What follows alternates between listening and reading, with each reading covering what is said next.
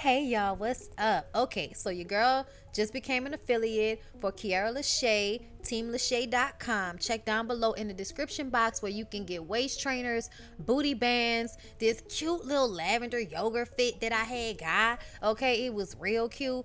I've been working out in it, y'all. I'm getting my life to Kiara LASHAE, but I'm also getting my life to this ISOT. Y'all could play around if y'all want to, but it has definitely helped me see results in my workout. Definitely dropped some water weight. Definitely been cleaning out my colon and such. Okay, get your colon clean. All right, y'all. Links to everything down below. Team LASHAE, TLCT. Get that ISO T in your life, okay? Oh, and also, don't forget about Omiage.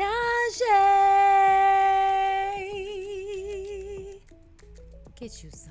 Hey everybody, what's up? It's your girl Bondy Blue, and I am back for another Married to Medicine LA review, y'all. This is the season finale. Okay, it was cool. It was okay. I'm not sure if they're going to bring this back. I just feel like they have way too many people on this show for no one to be giving anything really within their personal life, with the exception of Britton and Amani and Shanique. Okay, but Britton, Amani, and Shanique are like the only people that are showcasing what is going on in their family life. We have no idea what's going on in Leah's life. We have no idea what's going on in Jasmine's life. And it just kind of feels like, Kendra gave us this season. Okay, well, putting Kendra into perspective, maybe it wasn't so bad, but I just needed more. You know what I'm saying? But either way, Shanique and Jasmine start off the episode decorating and getting things in order for this huge Christmas party that Jasmine is having at her home. Okay, she's inviting everyone into the drug mansion, and it's gonna be a good time. Now, will her husband be there? It's a question mark. A question mark, girl. If it's still a question mark, if you still won't say his name on the show, then he's not coming on the show. And I think we understand that. I don't know why she feels the need to like dangle the possibility in front of the viewers as if we care that much, because I kind of feel like we don't. But you know what? Let's press on. Amani talks to her mom and her son about the trip that she and the girls took, and how there are a lot of dildos and penises. And her mom is like, I would never have had a conversation like this in front of my mother, let alone my child. Okay? And her son is sitting there, and, we just keep throwing out the word penis. And I'm like, okay, he's kind of mature for his age. He's giggling. It's funny. We laugh it off. The meat of the conversation is just about how all of this has affected everyone, including her son, the divorce, the separation, what that's like at Christmas time. And that's really difficult during those times where normally it would be a family vibe, and now it's us trying to figure out the new normal with just mom and son and not dad, mom, and son. Okay? And that song just comes into my head. What do the lonely do at Christmas? Whoa, what do they do? What do they do at Christmas time? It's all sad, y'all. That song is like the saddest Christmas song ever, but I love it. It's also obvious that Amani's son is worried about Amani, because everyone knows that Amani tries to pretend like everything is okay, but it's really not okay. So her son, as the person most dependent upon her, and also the person closest, and he seems to have a really good intellect at his age for what's going on around him. And I think he understands, just like everybody else understands, that his mom likes to act as if everything is okay when it's not. So he's worried. Then we see Shanique meet with a celebrity or famous or whatever you want to call it, a successful real estate agent who she has, looked up to in some way. And she's having this real conversation with him about the real estate industry and how there are so many people trying to be a part of it, and how those who look at it as a part-time job are not going to make it, because it's an everyday, all day type of thing, especially depending on the type of clientele that you do have. And it's seeming kind of glum. It seems as if maybe Shanique isn't 100% ready for the commitment that this will take based off of what he's saying.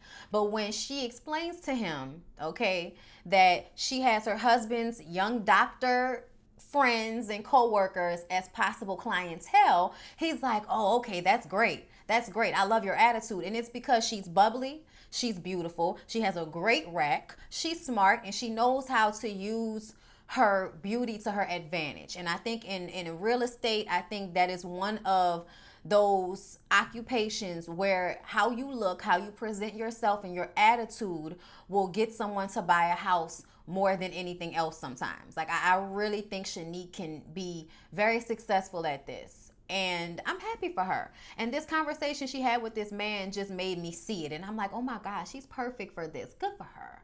Good for her. Y'all, finally, Brittany and Mac have kicked their son out of their bed, and Mac can cozy up to his wife and put his semi-hard meat on her butt, you know, in hopes of getting into it like normal married couples do every night. Like, I was just like, girl, thank God. I'm glad the homegirls convinced you to go ahead and put your children in their beds, because they needed this. Everybody needed this, Brittany. Like, girl. Look, I'm sorry the vocal fry. I'm happy for Mac. She says it was difficult. It was hard, but she did it. And I'm like, I'm glad you did it. You should have been did it. Like, come on now, girl. You needed to fix that before their husband left. So then we see Leah and Kendra go shopping for the Christmas party, and they're speculating and talking about whether Jasmine's husband is going to really show up, because no one thinks he's going to really show up. I'm like, I don't think he's going to show up either. Jasmine, meanwhile, is getting ready for the party, and she has security there. She wants to make sure that no one is walking around her home. And I'm like, why wouldn't you just lock the doors? You don't want people to go in like regular people. Like, what is the issue? Why do you have to have security as like a physical presence, letting everyone know that some of you guys don't have second floor privileges, okay? Y'all can't go upstairs. And I'm just like, girl, people don't care that much. You know what I'm saying? They really don't care that much. But she goes back upstairs to get herself together, and then everyone starts to come into the party. And you can tell that Amani is feeling the loneliness. You know what I'm saying? But she's in good spirits. She's going to drink. We're going to have a good time. But it's just, you know, it's weird for her. So yes, Jasmine's husband is not there. He will not be joining. Jasmine tells everyone when she joins the party that he's upstairs sleeping. No one believes that. Like, it's way too loud downstairs. No one believes that this man is actually in this house while all of this is going on. Oh my God. Then Leah gets inside this bubble. Like, there was someone with like a bubble, and you like walk around on the pool, and it was hilarious to see her like flop and fall around and everything. Jasmine pushed her into the water when she was trying to walk out, and I was just like, wow, because she almost hit her head. Like, if the bubble weren't so firm, I think she would have like hit her head hard the way she fell when Jasmine pushed her. And I was just like, Jasmine needs her ass whipped for that, because I feel like it's a low-key aggressive thing where y'all are supposed to have made up, had this conversation, y'all are supposed to be okay, and you push this lady and she almost hit her head. Like, what the hell, Jasmine? Like, I feel like everybody laughed that situation off, but if it was a different person, like, she might have got her ass whipped. Real shit. Kendra says that she shouldn't have gotten in that bubble in the first damn place. I was like, child. Then here come the Mariah impersonator. I said, why was this necessary to get a Mariah Carey impersonator? And she was like, because it's no Christmas Wonderland without Mariah. And then she's like asking her questions, what's it like to be Mariah? And I'm just like, oh my God, this is uncomfortably awkward and weird. Like, I get having impersonators, but Jasmine, sis, do these people look like this is what they're into? Like, none of these people look like they care about, Mariah Carey impersonator. Like, this is just, this is when going too far becomes tacky. You know what I'm saying? You know, let's move on. So then the girls realize that they can't go upstairs. And then they're like sitting on the stairs. And the security guard is there letting them know that they cannot go any higher than the few 4 steps that they have been sitting on. Okay. Of course, they have to talk about how nobody believes the husband is actually upstairs. And then Leah is outside of the balcony, that's upstairs going, cuckoo, cuckoo, like trying to see if anybody is up there. And I'm like, ain't nobody up there. Amani says there must be a cardboard cutout out there. Nobody believes that he's a real person at this point. And then Jasmine, in her little bitty teeny tiny dress, brings out the choir, and they're singing, "Go tell it on the mountain, over the hills and everywhere. Go tell it on the mountain that Jesus Christ is born." Okay, y'all know that's a song. We all sing that at Christmas time, all right? But I was just kind of like, the dress, the choir, where's the husband? I just feel like she was putting on because he wasn't there. I feel like it was like the elephant in the room. Like, everybody knows that this man is supposed to be there, but he's not. And let's talk about why I think he's not. I'm going to put up a picture, and I'm going to let it sit for a second. And I want you guys to tell me what you think is happening here. And I'm going to read these comments. So I'm just going to sit here for a second.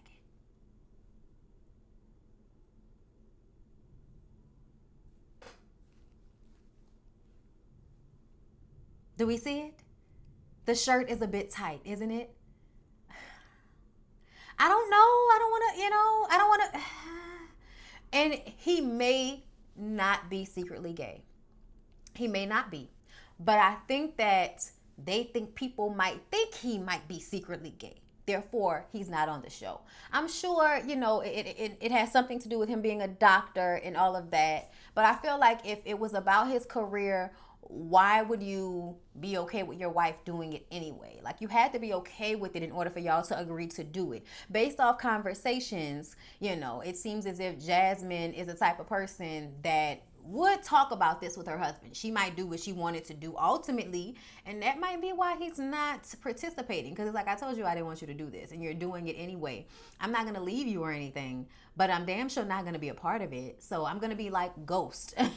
So, and her like over energy and everything, I feel like that was a part of the embarrassment that he's not there, and it's obvious, and everyone's talking about it, and we're filming, so you have to know that this will be more a part of your storyline. So I watched a little bit of Watch What Happens Live after, before I changed the channel to P Valley, because I had forgotten, and I remembered, and I was like, well, I gotta see what happened on P Valley, because that's this new show on Stars about these strippers, and I'm obsessed with this girl named Brandy who plays this main character Mercedes. I'm gonna do a review about that, so y'all should definitely come back on my channel and look for that review, because like, I'm obsessed. Like, I would give her all of my money, okay? Not all of it, because I'm responsible, but all of the money that I went in there with, okay? But anyway, and then possibly if I left the club. Never mind. I don't like to be in that headspace because, but whatever. A girl does like strippers. So anyway, I'm not one of the girls in a stripper for the wings. You know what I'm saying? But anyway, so I watched a little bit of what they were talking about on Watch What Happens Live, and Britton was like, she's so much happier now they've kicked the kids out of the bed. She's glad that she did it. And, they also talk about this situation with Jasmine and her husband. And I like the way Amani totally disagreed with Britton. Britton was like, I think she thinks it adds to her mystique on the show, and I think it's maybe good for her on the show. And Amani was like, no, I think it's ridiculous at this point. I think everybody else is offering a piece of their lives and letting everyone in, and she's the only one who we're like, who the hell is your husband? There's conversation about him. We've never met him. What is this about? They also said that Amani used to work at the same hospital with him, but they never actually met, but she recognized his name. So I think there's some tea that they don't want spilled. And the accident that they made was not having him on the show at all. They should have had him come in every now and again, but he doesn't necessarily have to be a part of anything with the guys. He doesn't have to be a part of the show, but just to see him go in and out, like that could have happened, I feel like. Just like you have people in your life that are there sometimes and, then they're not. It could have happened in a way that we weren't worried about them and we were still seeing him. You know what I'm saying? But I feel like now, since we haven't seen him, there's all this mystique around why he isn't on the show. And then we see him in his tight ass shirt and, think about Jasmine's personality. Sometimes how relationships like that work. People be trophy wives and, beards and shit. I'm not saying that's what this is, because I don't want to say that.